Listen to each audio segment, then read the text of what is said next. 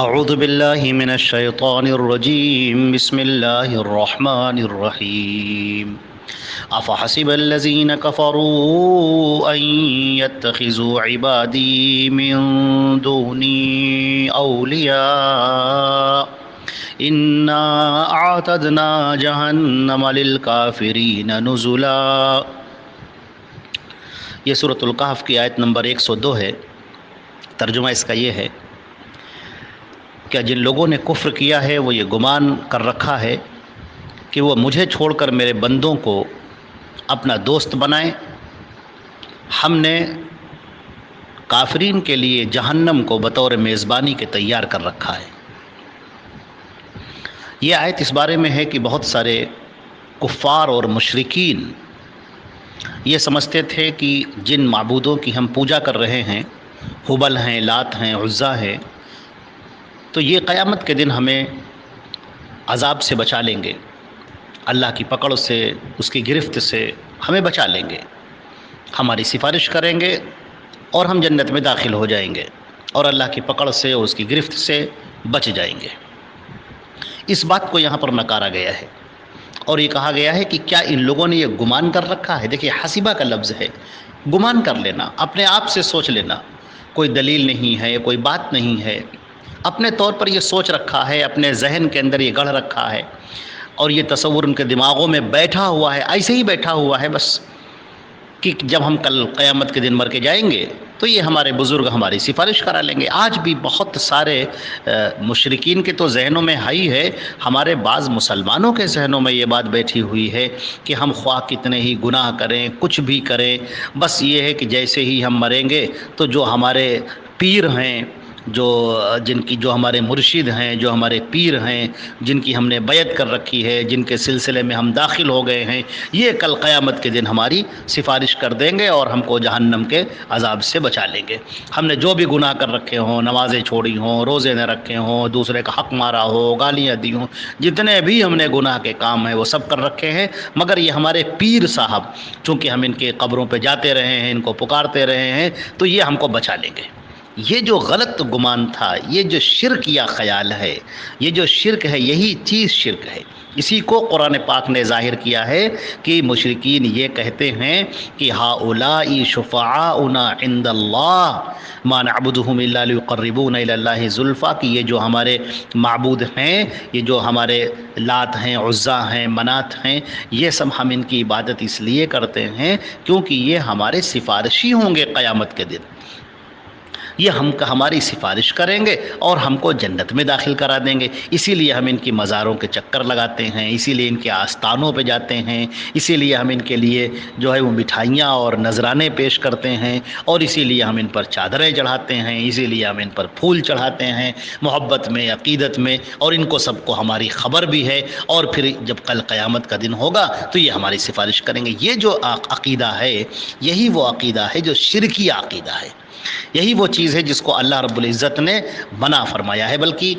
سورہ مریم کی آیت نمبر 81 کے اندر اور 82 کے اندر یہ بات ذکر کی گئی ہے، وَاتَّخَذُوا مِن دُونِ اللَّهِ آلِهَةً لِيَكُونُوا لَهُمْ عِزًّا، اور ان لوگوں نے اللہ کو چھوڑ کر معبود کو بنا رکھا ہے، معبودوں کو بنا رکھا ہے۔ دیکھیے، قرآن پاک نے ایسوں کو معبود کہا ہے،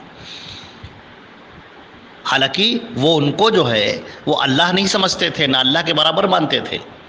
قرآن پاک نے اس کا بھی ذکر کیا ہے کہ اگر تم ان سے سوال کرو کہ آسمان و زمین کس نے پیدا کیے تو یہ کہیں گے اللہ نے پیدا کیے ہیں۔ وہ یہ نہیں کہتے تھے کہ یہ اللہ ہیں،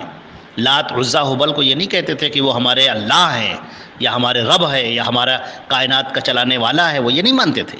وہ یہ مانتے تھے کہ یہ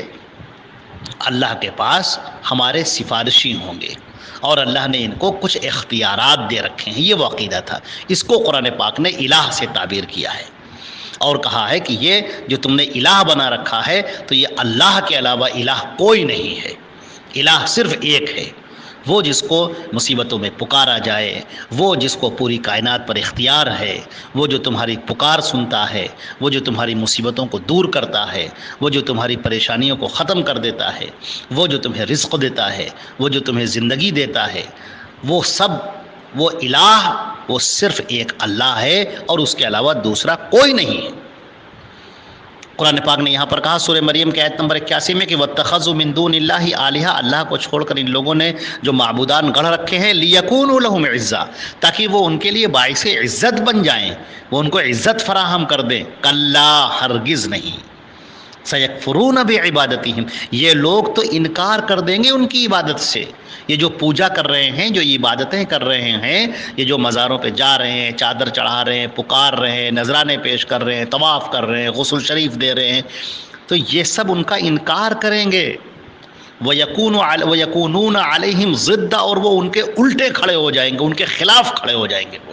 وہ کہیں گے پروردگار عالم، یہ سب انہوں نے جو کچھ کیا ہے ہم اس سے ہرگز راضی نہیں تھے، لیکن ہماری تو موت ہو چکی تھی، تو ان لوگوں نے جو کیا ہے یہ اپنے اعمال کے خود ذمہ دار ہیں۔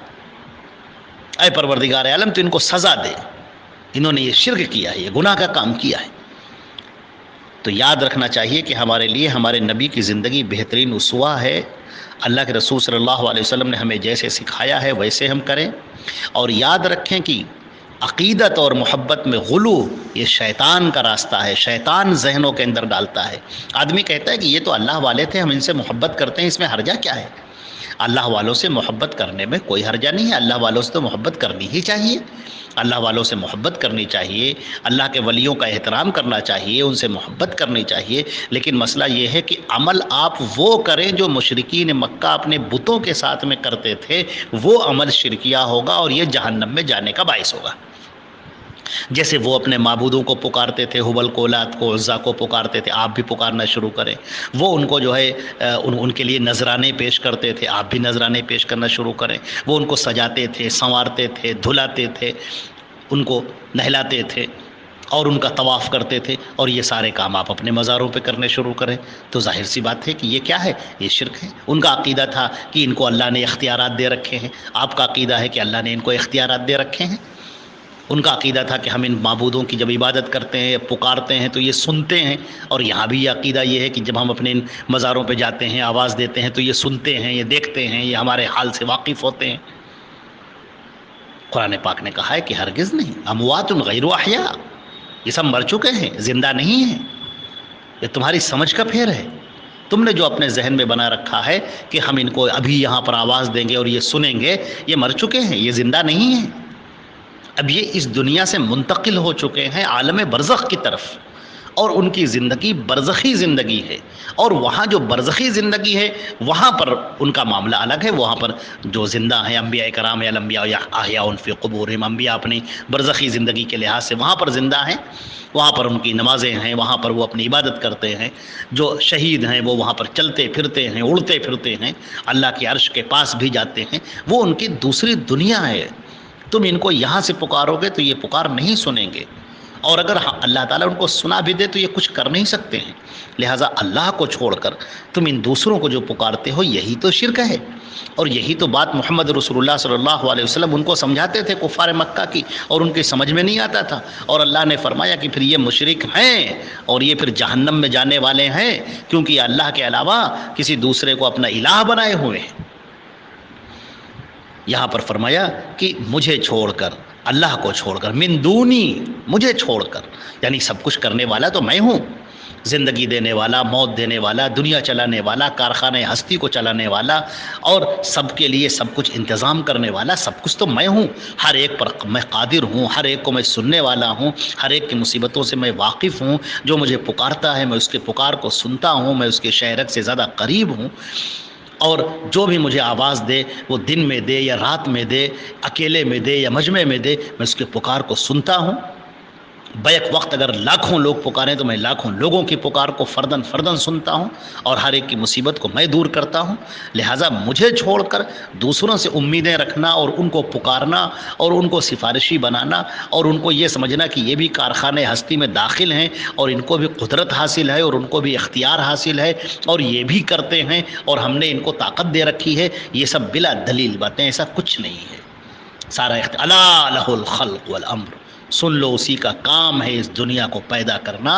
پوری کائنات کو پیدا کرنا، مخلوقات کو پیدا کرنا، والامر، اور اس کو چلانا، اس پوری نظام ہستی کو رن کرنا، اس کو چلانا، اس پورے کارخانے قدرت کو چلانا یہ صرف ایک اللہ کے ہاتھ میں ہے۔ بیدہ الامر، سارے معاملات صرف اسی کے ہاتھ میں ہے۔ تصرف بہا کیف تشاء، تو جیسا چاہتا ہے پروردگار کرتا ہے۔ لا مانع لما اعطیت ولا معطی لما منعت، جس کو تو دینے والا ہے اگر تو دینا چاہے تو کوئی روک نہیں سکتا، اور جس کو تو روک لے اس کو کوئی دے نہیں سکتا۔ سارے معاملات آپ کے ہاتھ میں۔ تو اللہ کو چھوڑ کر، مجھے چھوڑ کر، ان یتخذوا عبادی، کہ ان لوگوں نے بنا رکھا ہے میرے بندوں کو، جو میرے بندے ہیں، جو میرے غلام ہیں، جن کو میں نے عطا کیا ہے، جن کو میں نے زندگی بخشی ہے، جن کو میں نے قوت اور طاقت فراہم کی ہے، جن کو میں نے دنیا میں بھیجا ہے، ان کو وہ اپنا معبود بنائے ہوئے ہیں مجھے چھوڑ کر۔ ان کو یہاں پر کہا کیا گیا؟ اولیاء، یہاں ان کو اولیاء بنائے ہوئے ہیں۔ اولیاء کا کیا مطلب ہے؟ ولیٌ کہتے ہیں بالکل گہرے دوست کو،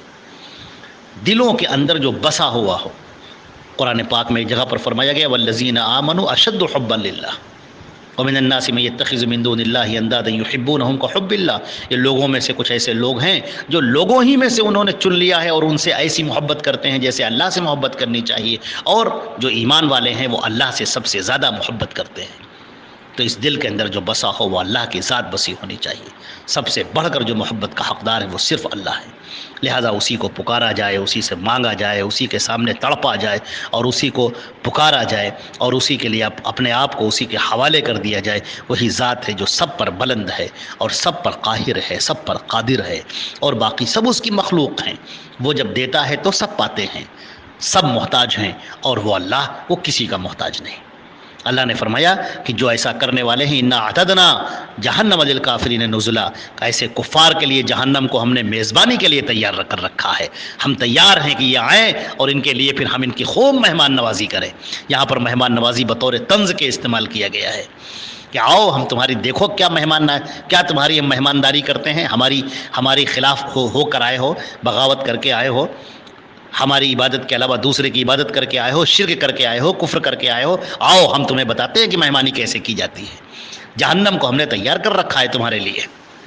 اللہ رب العزت ہم کو اور آپ کو جہنم کے عذاب سے بچائے، اللہ کی پکڑ سے بچائے، اس کی گرفت سے بچائے، اور اللہ کی رضا ہم سب کو عطا فرمائے۔ والسلام علیکم ورحمۃ اللہ۔